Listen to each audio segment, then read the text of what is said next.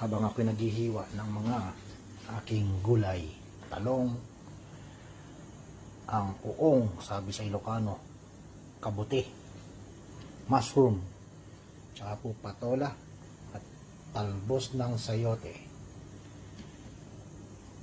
Aking menu ay yung tawag na diningding, inabraw sa Ilocano. Ayan, pagka po kumukulo na, pwede na pong buhusan ng bagoong na halubaybay. Tansyameter lang po yan, siguro po mga isang kutsara. Pero sumobra yata.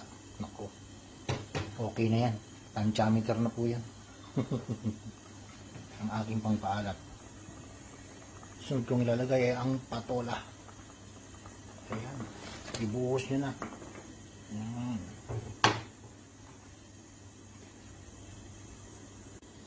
Yan, pagkaan po ng mga ilang minuto at pagkita nyo na medyo malambot na ang patola, pwede na natin isunod ang talong.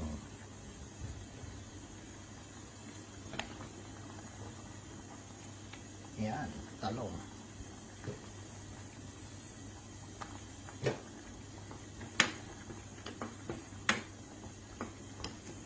Saka po natin takpan muli. Sunod naman po ay ang sitaw. Ayan. Sarap. Naamoy na amoy ko na. Ayan, pagka malambot na po ang talong at sitaw, madali lang po na maluto ang sitaw.